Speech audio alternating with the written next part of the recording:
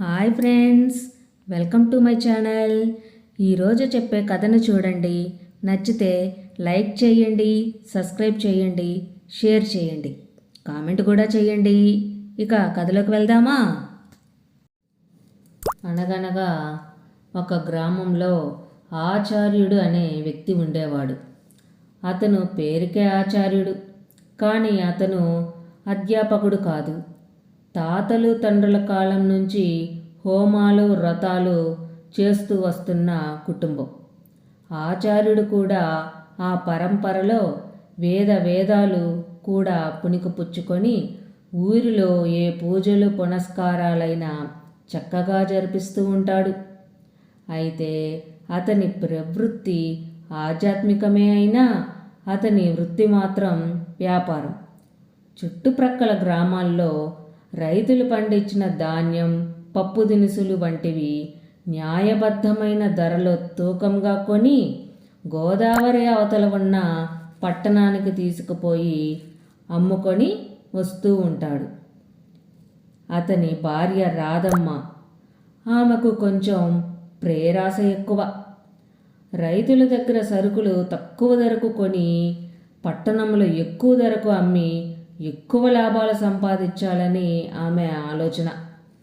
ఒకరోజు పట్టణానికి వెళ్తున్న భర్త ఆచార్యునితో రాధమ్మ ఇలా అంది. ఏమయ్యా, నీ మంచితనంతో ఈ చుట్టుప్రక్కల గ్రామాల్లోనే రైతుల దగ్గర తక్కువ ధరకు కొని నువ్వు పట్టణంలో వాటిల్ని ఎక్కువ ధరకు అమ్ముకొస్తే మనకు ఎక్కువ లాభం మిగులుతుంది. నువ్వు తెచ్చే డబ్బులతో నేను నడుముకి వడ్రాణం చేయించుకోవాలనుకుంటున్నాను. నడుముకు వడ్రాణమైనా 7 వారాల నగలు కూడా చేయించుకోవాలన్న కోరిక ఉందా? నువ్వు చేయిస్తానంటే నేనెందుకు వద్దంటాను, కానీ నాకొక అనుమానం ఉందయ్యా. అనుమానమా? ఏ విషయంలో? నీ విషయంలోనే.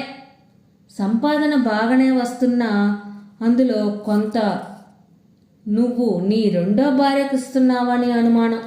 గుట్టికేగినవాడు ఆకాశానికి ఏగినట్టు నీతోనే వేగలేకపోతున్నా, ఇంకా నాకు రెండో భార్య కూడానా? చూడు, నువ్వు లేనిపోని అనవసరపు ఆలోచనలు మానేసి ప్రశాంతంగా ఉండు. ఈ భూమి మీదకి వచ్చేటప్పుడు మనం ఏమీ తీసుకురాలేదు, అలాగే పోయేటప్పుడు కూడా మన వెంట ఏదీ రాదు. ఇది గుర్తుపెట్టుకుంటే జీవితమంతా ఆనందంగా ఉంటుంది. మాకెందుకులేండి మీ చెప్పే ధర్మసూత్రాలు. బ్రతకడం చేతగాని వారంతా చెప్పేది ఇదే మరి అని అంటూ వంటగది వైపు పోయింది రాధమ్మ. ఆమె వెళ్ళిన వెంక చూస్తూ ఆచార్యుడు ఇలా అనుకున్నాడు. నీకే కాదు, ఏ మనిషికి జీవితం అంటే ఏమిటో అర్థం కాదు.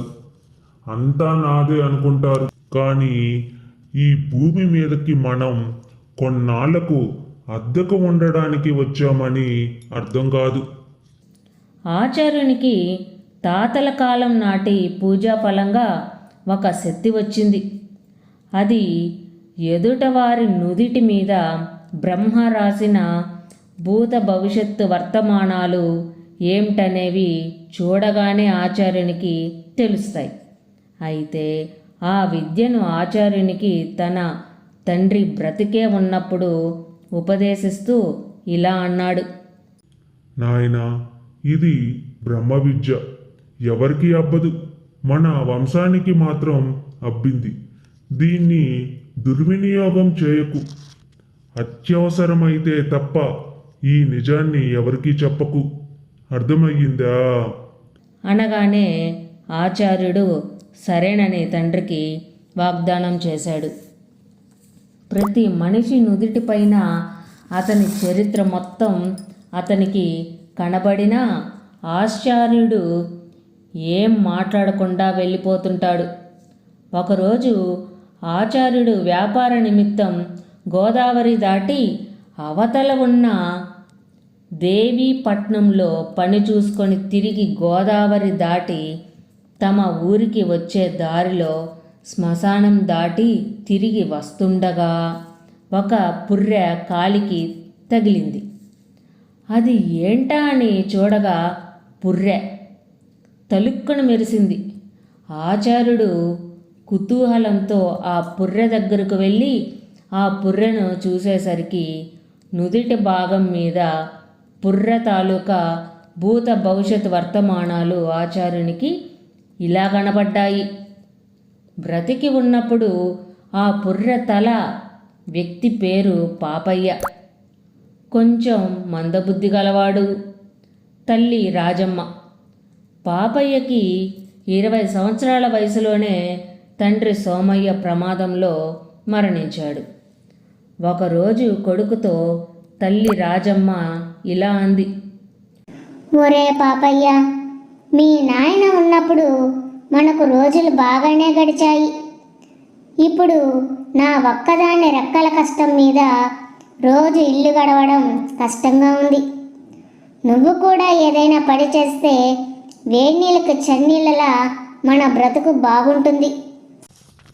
నేను కష్టపడాలని అనుకుంటున్నాను, కానీ కాయ కష్టం, పొలం పనులు నేను చేయలేను. ఏదైనా కూర్చొని చేసే పని ఉంటే చెప్పు, ఎంతసేపైనా కష్టపడతాను. కూర్చొని చేసే పని చూడ్డానికి నువ్వేమన్నా పెద్ద చదువులు చదివావా? నౌకరి కూర్చొని చేయడానికి. నాతో పాటు రోజు కూలికిరా, సాయంత్రానికి 10 రూపాయలు వస్తాయి. నేను చెప్పేది నీకు అర్థం కావడంలా. ఏ బట్టల దుకాణంలోనో పచారీ దుకాణంలోనో అయినా నీడ పట్టునే ఉండి పని చేసుకోవచ్చు. అది నేను చెప్పేది. కొడుకు మాట కాదనలేక ఒక బట్టల దుకాణం యజమానిని కాళ్ళ వేళ పడి నెలకి 200 రూపాయల జీతానికి పని కుదిర్చింది రాజమ్మ. పాపయ్య అక్కడ పట్టుమని 10 రోజులు కూడా స్థిరంగా పని చేయలేదు. ఒకరోజు మధ్యాహ్నం ఇంటికి భోజనానికని వస్తూ యజమాని చూడకుండా గల్లాపెట్టెలో నుంచి 100 రూపాయలు దొంగతనం చేసుకొని వస్తాడు. తరువాత అది గమనించిన యజమాని ఇంటికి వచ్చి గొడవ చేస్తే రాజమ్మ పాపయ్య జోబీలో నుంచి 100 రూపాయల నోటు బట్టల షాపు యజమానికి ఇచ్చి క్షమించమని అడిగింది. అతను వెళ్ళిపోయాక, ఇక నువ్వు జీవితంలో బాగుపడవు, నన్ను బాగుపడనీవు.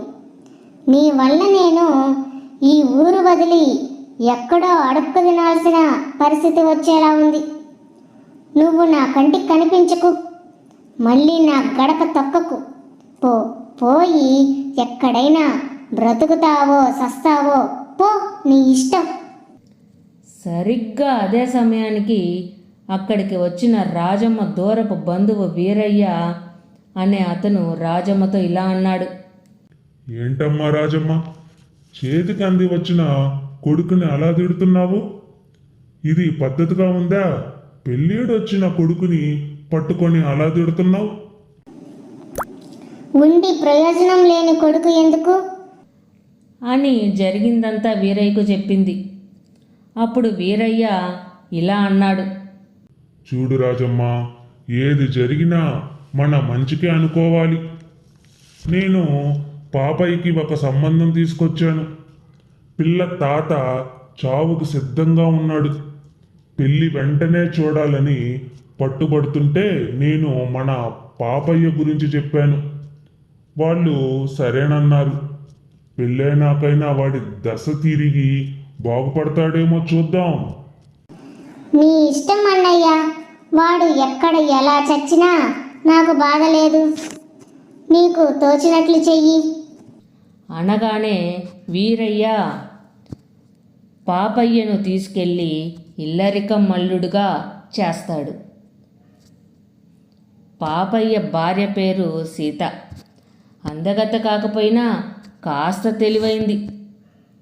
పెళ్ళై 10 రోజులైనా పాపయ్య ఏ పని పాట చేయకుండా హాయిగా 3 పూటలా తిని కూర్చోవడం చూసి ఒకరోజు ఇలా అంది.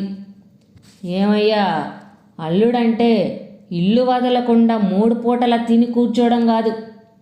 మా నాయనతో పాటు నువ్వు కూడా పొలానికి వెళ్ళి పని పాట చేస్తూ కుటుంబానికి సహాయపడాలి. నాకు ఎండ పట్టున పడి మట్టిలో పని చేయడం అంటే అస్సలు వంటికి పడదే. నీడ పట్టున ఉండే ఇంకేదైనా చెప్పు చేస్తాను. నీడ పట్టున కూర్చొని రాజుగారి కొలువులో నౌకరు చేయడానికి నువ్వేమన్నా పెద్ద పెద్ద చదువులు వెలగబెట్టావా? రేపు ప్రొద్దుగాలి నుండి మా నాన్నతో పొలానికి పోయి కష్టపడి పని చేస్తేనే కూడి పెడతా, లేకుంటే బడిత పూజే. అలా సీత మాటల్ని కూడా లెక్క చేయకుండా ఇంటి పట్టునే సుఖంగా కూర్చొని కాలం గడపసాగాడు పాపయ్య. 4 రోజుల తర్వాత ఒళ్ళు మండిన సీత మొగుడని కూడా చూడకుండా కర్రని తీసుకొని గొడ్డును బాదినట్టు బాదింది. ఇలా అంది, నువ్వేమన్నా మనిషివా పశువా? మనిషికొక మాట గొడ్డుకొక దెబ్బ అన్నారు. నువ్వు 2 కాదని అర్థమైంది. పోయి ఎక్కడైనా ఉరి వేసుకొని చావు అని ఇంట్లో నుండి తరిమేసింది. పెళ్ళమన్న మాటలకి కొట్టిన దెబ్బలకి జీవితం మీద విరక్తి చెందిన పాపయ్య తన ఊరి నుండి ఇక్కడికి వచ్చి నది పక్కన ఉన్న చెట్టుకు ఉరి వేసుకున్నాడు. శరీరం శిథిలమై పుర్ర ఇలా పడి ఉంది. ఇది 50 సంవత్సరాల క్రిందటి ఆ పుర్ర తాలూకా వ్యక్తి అయిన పాపయ్య గతం. వర్తమానంలోకి వచ్చిన ఆచార్యుడు పుర్ర వైపు జాలిగా చూసేసరికి ఆ పుర్ర నుదుటి మీద భవిష్యత్తు ఇలా కనపడింది. వేడి నీళ్ళల్లో మరిగి బాగా చితగ్గొట్టబడి అనంతరం గంగలో మోక్షం పొందుతుంది అని రాసుంది. అప్పుడు ఆచార్యుడు మనసులో ఇలా అనుకున్నాడు, ఇన్ని సంవత్సరాల తర్వాత ఎట్టూ కదలని పుర్రెకు ఇవన్నీ ఎలా జరిగి మోక్షం పొందుతుంది? అదేదో గమనించి తెలుసుకోవాల్సిన విషయమే అని కుతూహలంగా ఆ పుర్రెను పక్కనే ఉన్న చిన్న గృహలో భద్రపరిచాడు. ఎలా మోక్షం కలుగుతుంది, ఎవరు కల్పిస్తారో చూడాలనుకున్నాడు. ప్రతిరోజు ఇంట్లో పూజ అనంతరం వచ్చి గృహలోని పుర్రెను చూసి వెళ్తూ ఉండేవాడు. ప్రతిరోజు పూజ అయిన వెంటనే భర్త ఏదో పనున్నట్టు ఎక్కడికి వెళ్తున్నాడా అని అనుమానం వచ్చి రాధమ్మ ఒకరోజు ఆచార్యునికి తెలియకుండా అతన్ని అనుసరించి అతను వెళ్ళిపోయాక గృహలోని పుర్రెను చూసి ఇలా అనుకుంది, ప్రతిరోజు ఇక్కడ గృహలో ఈ పుర్రెను చూసి వెళ్తున్నాడు అంటే ఈ పుర్రెను ఇక్కడ ఇంత భద్రంగా దాచి ఉన్నాడంటే జనం అనుకున్నట్టు ఇది నా సవతి పుర్రయ్య ఉంటుంది. లేకపోతే ఇంత భద్రంగా దాచి రోజు వచ్చి ఎందుకు చూసి వెళ్తున్నట్టు? దీని సంగతి చూడాలి. అమ్మో మంత్రశత్రులతో దీన్ని బ్రతికిస్తే నా బ్రతికేం గాను అని అనుకొని అక్కడ నుండి వెళ్ళిపోయింది. 4 రోజులు గడిచిన తర్వాత ఒకరోజు ఆచార్యునికి గృహలోని పుర్రె కనిపించలేదు. చేసేదేమీ లేక ఆచార్యుడు అక్కడ నుంచి వెళ్ళిపోయాడు. రాత్రి అయ్యాక ఆ పుర్రె ఏమై ఉంటుందా అని ఆలోచిస్తూ ఉన్నాడు. అప్పుడు ఆచార్యునితో రాధమ్మ ఇలా అంది, ఏంటి పడుకోకుండా ఏదో దీర్ఘంగా ఆలోచిస్తున్నట్టున్నారు? ఏం లేదు, నువ్వు పడుకో. మీరు దేని గురించి ఆలోచిస్తున్నారో నాకు తెలుసు. ఏం తెలుసు నీకు? మీరు ఆలోచించేదే గృహలో దాచిన మీ 2వ భార్య పుర్రె ఏమయ్యిందనే కదా. అది విని ఆచార్యుడు ఆశ్చర్యంగా ఇలా అన్నాడు, 2వ భార్యనా? ఏమంటున్నావు నువ్వు? కాకపోతే మీరెందుకు రోజు వెళ్ళి ఆ పుర్రెను చూసొస్తున్నారు? ఇది ఖచ్చితంగా మీ 2వ భార్యదే. అందుకే ఆ పుర్రెను బాగా వేడి నీళ్ళల్లో ఉడికించి రోట్లో పూర్తిగా చూర్ణం చేసి గంగలో కలిపేశాను. పీడా పోయింది. ఓసి పిచ్చిదానా, ఆ పుర్రె నువ్వు అనుకున్నట్లు నా రెండో భార్యదో ఇంకొకటో కాదు. అని జరిగిందంతా చెప్పి ఇలా అన్నాడు. అసలు ఏంటా కదల్లేని పుర్రెకు దాని నుదుటి మీద కనిపించిన రాత ప్రకారం అలా ఎలా జరిగి మోక్షం కలుగుతుందా అని తెలుసుకోవడానికి దానిని అక్కడ గృహలో ఉంచాను. దానికి దాని తలరాత ప్రకారం మోక్షం కలిగింది. అయితే దిక్కులేని పుర్రెని నేను గంగలో కలిపానా? అంతా ఈశ్వరిచ్చ. ఆ పుర్రెకి నీ చేతుల్లో మోక్షం కలగాలని రాసుంది. అయితే నా తలరాత ఎలా ఉందో నా నొసట్లు చూసి చెప్పండి. అలా చెప్పకూడదు రాదమ్మా. విధి లిఖితం ఎలా జరగాల్సి ఉంటుందో అలా జరుగుతుంది. రేపు జరగబోయేది ముందే తెలిస్తే మనిషి ప్రశాంతంగా ఉండలేడు. పొద్దుపోయింది, పడుకో. ఈ కథ ద్వారా మనం తెలుసుకున్న నీతి ఏమిటంటే, ప్రతి మనిషి తలరాతలోనూ ఆ దేవుడు రాసినది తప్పక జరుగుతుంది. అది తప్పించుకోవడం అసాధ్యం. మన పని మనం చేసుకుపోవడమే జీవితం. ఇలాంటి మరిన్ని వీడియోస్ కోసం నా ఛానల్ని లైక్, సబ్స్క్రైబ్ అండ్ షేర్ చేయండి. ఇంకో కథతో మళ్ళీ కలుద్దాం. బాయ్.